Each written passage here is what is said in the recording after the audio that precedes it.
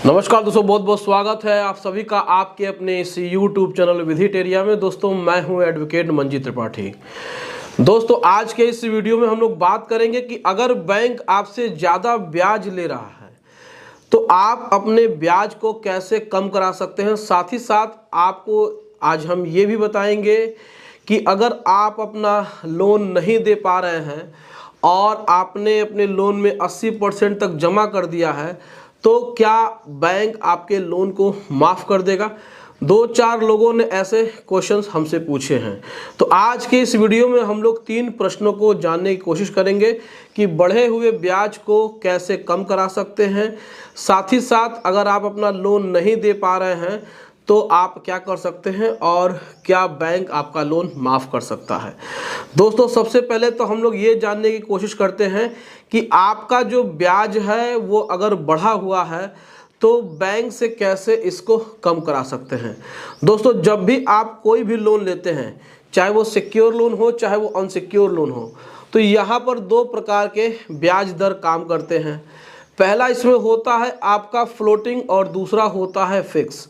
Floating का मतलब होता है जो समय समय पर बदलता रहता है, जैसे कि आरबीआई ने समय समय पर अपने ब्याज दर में कटौती की है या उसमें बढ़ोतरी की है, तो उसी प्रकार से जो बैंक्स होते हैं वो भी अपने ब्याज दर में परिवर्तन करते रहते हैं। अगर आरबीआई ने कहा है कि ब्याज दर को घटाइए, यानी कि आपका अगर 14% है तो इसको 8% 9% करिए, तो वहाँ पर बैंक आपको 8% 9% करके देगा। लेकिन अगर आपने कोई फिक्स रेट ऑफ इंटरेस्ट पे अपना लोन लिया है, यानी कि आपने अपना जो भी लोन लिया है उसमें एक ऐसा ब्याज दर को चुना है जो कि पूरे लोन की जीवन काल में एक ही रहेगा। मान लीजिए कि आपने एक पर्सनल लोन लिया है एचडीएफसी से या फिर केनरा बैंक से या किसी भी सरकारी या किसी भी प्राइवेट बैंक से, और आपने फिक्स रेट पे, यानी कि आपका जो ब्याज दर है अगर 9% है तो पूरा का पूरा लोन के पीरियड तक वह वही रहेगा। तो ऐसे ब्याज दर में परिवर्तन नहीं हो सकता है, इसमें आप कुछ नहीं कर सकते हैं और इसमें बैंक इससे ज़्यादा आपसे ले भी नहीं सकता है।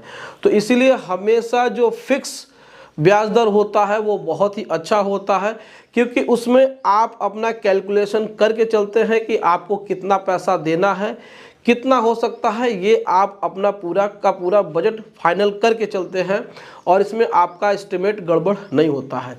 लेकिन परेशानी कब होती है, जब आपका लोन जो फ्लोटिंग रेट ऑफ इंटरेस्ट पे होता है तो इसमें बैंक बहुत फ़ायदा उठाते हैं। अब मान लीजिए कि आरबीआई ने इस महीने आपके ब्याज दर में 14% ब्याज दर लगाया है, यानी कि 2-3% की बढ़ोतरी की है, तो बैंक वाले भी आपसे 2-3% बढ़ा करके लेंगे। किसी महीने अगर ब्याज दर कम हो गया तो वहाँ पर आपका ब्याज दर कम होना चाहिए, लेकिन यहाँ पे आपका ब्याज दर कम नहीं हो रहा है, बैंक आपसे बढ़े हुए ब्याज दर पे आपसे पैसा लेती है। तो इसमें आप क्या करेंगे कि आप आरबीआई के पोर्टल पे जाकर के चेक कर सकते हैं कि वहाँ पे इस समय कितना रेट ऑफ इंटरेस्ट चल रहा है और बैंक आपसे कितना वसूल रहा है। अगर आपको ऐसा लगता है कि स्टेटमेंट में बैंक आपसे ज़्यादा पैसा वसूल रहा है, ब्याज दर ज़्यादा लगा रहा है, अगर आरबीआई ने 14% किया है और बैंक आपसे 18% ले रहा है, 20% ले रहा है, तो पहले तो आप बैंक के रीजनल मैनेजर को एक लेटर लिख करके दीजिए कि साहब आरबीआई की ये गाइडलाइंस है और यहाँ पर उन्होंने रेट ऑफ इंटरेस्ट कम किया है, आपका रेट ऑफ इंटरेस्ट ज़्यादा है और हमसे ज़्यादा ब्याज दर वसूला जा रहा है, तो हमारे रेट ऑफ इंटरेस्ट को कम कराया जाए। तो जैसे ही आप रीजनल मैनेजर को लेटर देते हैं तो वो चेक कराते हैं अपने सिस्टम में, अगर वहाँ पे ऐसा होता है तो वो आपके ब्याज दर को कम कर सकते हैं।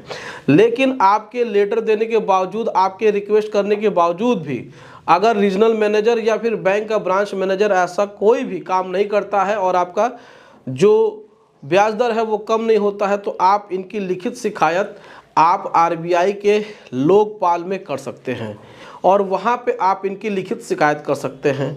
दूसरी शिकायत आपको सीधे सीधे इनका कंज्यूमर फोरम में करना है, वहाँ पे आपको जा कर के अपना कंप्लेंट फाइल करना है। तो यहाँ से आपका जो बढ़ा हुआ ब्याज दर है वह ठीक हो जाएगा और फिर जिस हिसाब से आरबीआई सबसे पैसा वसूल रही है उतना पैसा भी आपको देना पड़ेगा। तो यहाँ पे दो चीज़ें आपको कंफर्म हो गए। अब आगे बढ़ते हैं। आपका जो प्रश्न है कि सर हम लोन पे नहीं कर पा रहे हैं तो हम क्या करें, तो देखिए अगर आपका अनसिक्योर लोन है और आप नहीं पेमेंट कर पा रहे हैं तो इसमें देखिए आप बैंक से सेटलमेंट कर लीजिए। अब आपके पास सेटलमेंट का भी अभी पैसा नहीं है तो देखिए बैंक को अमूमन कोई भी लीगल एक्शन लेने में 3.5 महीना 4 महीने लगते हैं। तो 3.5-4 महीने तक आप बैंक के साथ बातचीत कर सकते हैं, उनको लेटर दे सकते हैं, ईमेल कर सकते हैं, और जैसे ही आपके पास 3.5 या 4 महीने के बाद पैसा आता है तो आप उनसे सेटलमेंट कर लीजिए। लेकिन किसी भी कंडीशन में बैंक आपके लोन को माफ़ नहीं करता है, इस बात को समझ लीजिए। अगर आप कहीं भी जॉब नहीं कर रहे हैं, घर ही पे बैठे हुए हैं, तो मान लीजिए कि 5 लाख का पर्सनल लोन है और इसमें कोई सिक्योरिटी नहीं दी हुई है और आप पैसा पेमेंट नहीं कर पा रहे हैं तो सेटलमेंट में आपको 2.5 लाख या 2 लाख रुपए में आपका सेटलमेंट हो सकता है। लेकिन इसमें पूरा का पूरा बैंक पैसा माफ़ कर दे तो ऐसा बिल्कुल संभव नहीं है। आप लोग हमेशा हमको मैसेज करते रहते हैं कि सर पैसा ही नहीं है तो क्या करें। तो देखिए इस कंडीशन में जब पैसा ही नहीं है तो सेटलमेंट करना ज़रूरी है, नहीं तो आपकी लायबिलिटी, आपकी देनदारी बढ़ती जाएगी। इसमें पेनल्टी बहुत ज़्यादा बैंक लगाते हैं और ऊपर से लीगल चार्जेस और अनायास चार्जेस लगाते रहते हैं। तो यहाँ पे अगर आपके पास थोड़ा बहुत भी फंड है तो आप बैंक के साथ बैठ करके आप सेटलमेंट कर लीजिए, यही आपके लिए एक अच्छा उपाय है। क्योंकि बैंक ने पैसा दिया है तो वो छोड़ेगा नहीं, चाहे कोई भी दुनिया का एडवोकेट आपको कुछ भी कह दे कि वो आपका लोन माफ़ कर देगा, बैंक कुछ नहीं वसूल पाएगा, तो ऐसा बिल्कुल भी नहीं होता है। बैंक अपना पैसा वसूलने के लिए वो अपना ज़्यादा पैसा बहा सकता है क्योंकि उनके पास रिसोर्सेज ज़्यादा होते हैं, उनके पास बहुत ज़्यादा मैन पावर होता है, बहुत ज़्यादा पैसा होता है, तो वो कुछ भी कर सकते हैं अपना पैसा वसूलने के लिए। तो आप इसमें सेटलमेंट करा लीजिए, यही आपके लिए बेटर ऑप्शन है। जो लोग बरगराते हैं उनके चक्करों में पड़ने की ज़रूरत नहीं है, थोड़ा बहुत पैसा है उसको दे करके आप सेटलमेंट करा सकते हैं। अब हम बात करते हैं कि अब पूरा का पूरा पैसा ही माफ़ हो जाए तो ऐसा क्या संभव है। तो दोस्तों हम आपको बता दें कि बैंक एक ऐसी संस्थाएं होती हैं कि वो अगर कहा जाए कि मरे हुए व्यक्ति से वो पैसा निकाल लेती हैं। तो ये कोई हंसी और मजाक की बात नहीं है, ये सच्चाई है। वो अपने रिकवरी एजेंटों के माध्यम से ही आपसे पैसा पूरा का पूरा वसूलने के लिए उनको कॉन्ट्रैक्ट देती है, ठेका देती हैं, ये लोग ठेकेदार होते हैं। अब वो लोग आपसे वसूली करके जो भी बैंक को पैसा देंगे उनको उनका कमीशन मिलेगा।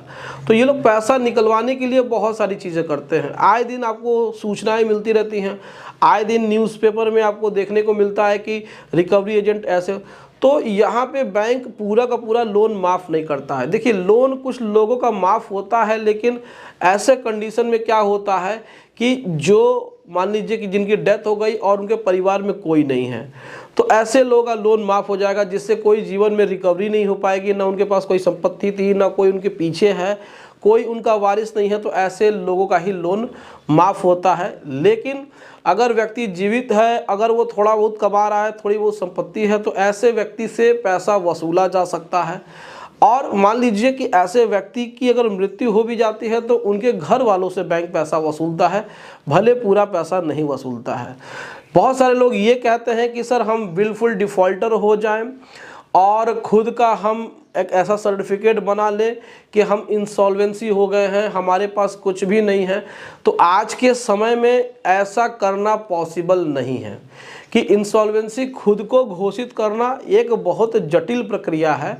इसमें देखिए आपके नाम का कुछ भी नहीं होना चाहिए, ऐसा सिचुएशन तो आता ही नहीं है पहली बात, क्योंकि आपके जो भी लीगल हेयर हैं, जो भी उत्तराधिकारी हैं, उनके पास संपत्ति तो बैंक उनसे वसूल लेगा।